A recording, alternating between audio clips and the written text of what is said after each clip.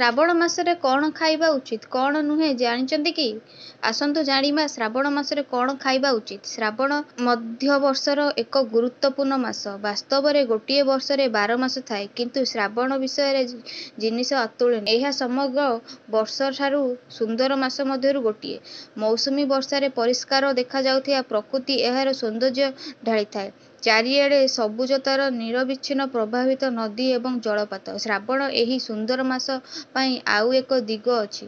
ଏହା ହେଉଛି ବର୍ଷର ଏହି ସମୟ ଯେତେବେଳେ କ'ଣ ଖାଇବେ କ'ଣ ନ ଖାଇବେ ତାହାର ଏକ ଲମ୍ବା ତାଲିକା ଅଛି। କେତେକ ଧାର୍ମିକ କାରଣରୁ ଏବଂ କେତେକ ବୈଜ୍ଞାନିକ କାରଣରୁ ଖାଇବା ପିଇବା ସମୟରେ ସତର୍କତା ଅବଲମ୍ବନ କରିବାକୁ ପରାମର୍ଶ ଦିଆଯାଇଛି। ଆପଣ ଜାଣି ଆଶ୍ଚର୍ଯ୍ୟ ହେବେ ଯେ ଏହି ଋତୁରେ ବହୁ ଜିନିଷ ମଧ୍ୟ ଖାଇବା ନିଷେଧ। ଆସନ୍ତୁ ଜାଣିବା ଏହା କାହିଁକି। ଶ୍ରାବଣ ମାସରେ ଅଧିକାଂଶ ସମୟରେ ସୂର୍ଯ୍ୟ ମେଘରେ ଲୁଚି ରହିଥାଏ। ସୂର୍ଯ୍ୟ ଲୁଚିଥିବା ଅର୍ଥ ଶକ୍ତି ହରାଇବା, ଯାହା ଆମ ହଜମ ପ୍ରକ୍ରିୟାକୁ ମଧ୍ୟ ପ୍ରଭାବିତ କରିଥାଏ। ତେଣୁ ଭାରୀ ଖାଦ୍ୟଠାରୁ ଦୂରରେ ରହିବାକୁ ପରାମର୍ଶ ଦିଆଯାଇଛି। ଦ୍ୱିତୀୟ କାରଣ ହେଉଛି ଏହି ଋତୁରେ ବାୟୁମଣ୍ଡଳରେ ଆର୍ଦ୍ରତା ମଧ୍ୟ ରହିଥାଏ, ତେଣୁ ସଂକ୍ରମଣ କାରଣରୁ ଅନେକ ଜିନିଷ ଖାଇବା ନିଷେଧ।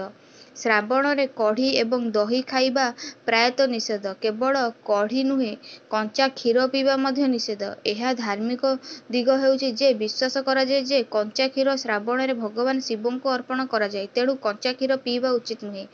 ଆୟୁର୍ବେଦିକ ଅନୁଯାୟୀ ଶ୍ରାବଣରେ ହଜମ ପ୍ରକ୍ରିୟା ଧୀରେ ରହିଥାଏ, ତେଣୁ ଦହି ଏବଂ କଢ଼ି ହଜମ ସମସ୍ୟାକୁ ବଢ଼ାଇଥାଏ, ତେଣୁ କଢ଼ି ଖାଇବା ସ୍ୱାସ୍ଥ୍ୟ ପାଇଁ କ୍ଷତିକାରକ ହୋଇପାରେ। ଶ୍ରାବଣରେ ବାଇଗଣ ନ ଖାଇବାକୁ ମଧ୍ୟ ପରାମର୍ଶ ଦିଆଯାଇଛି। ଏହାର କାରଣ ମଧ୍ୟ ମୌସୁମୀ ଋତୁରେ ବଢୁଥିବା କୀଟପତଙ୍ଗ। ପ୍ରାୟତଃ ଆପଣ ନିଶ୍ଚୟ ଦେଖିଥିବେ ଯେ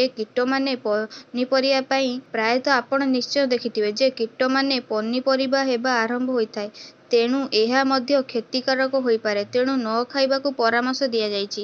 ସମସ୍ତେ ବର୍ଷସାରା ସବୁଜ ପନିପରିବା ଖାଇବାକୁ ପରାମର୍ଶ ଦିଅନ୍ତି, କିନ୍ତୁ ଶ୍ରାବଣରେ ସବୁଜ ପନିପରିବା ନ ଖାଇବାକୁ ମଧ୍ୟ କୁହାଯାଏ। ଏହାର କାରଣ ହେଉଛି ସାମାନ୍ୟ କୀଟ ଯାହାକି ସେମାନଙ୍କ ପତ୍ରରେ ଲାଗିଥାଏ।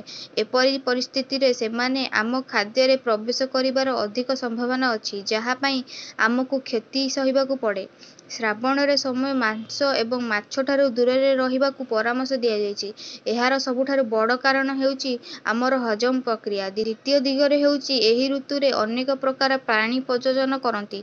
ଏଭଳି ପରିସ୍ଥିତିରେ ସେମାନଙ୍କୁ ହତ୍ୟା ଏବଂ ଖାଇବା ଉପଯୁକ୍ତ ବିବେଚନା କରାଯାଏ ନାହିଁ। ଆପଣମାନେ ଜାଣିଲେ ଶ୍ରାବଣ ମାସରେ କ'ଣ କରିବେ କ'ଣ। ଯଦି ଭିଡ଼ିଓଟି ଆପଣଙ୍କୁ ଭଲ ଲାଗିଥାଏ ତାହେଲେ ଏବେ ହିଁ ଆମ ଚ୍ୟାନେଲକୁ ସବସ୍କ୍ରାଇବ୍ କରିଦିଅନ୍ତୁ, ବେଲ୍ ଆଇକନକୁ ପ୍ରେସ୍ କରିଦିଅନ୍ତୁ ଏମିତି ନୂଆ ନୂଆ ଭିଡ଼ିଓ ଦେଖିବା ପାଇଁ। Thank you so much for watching and visiting.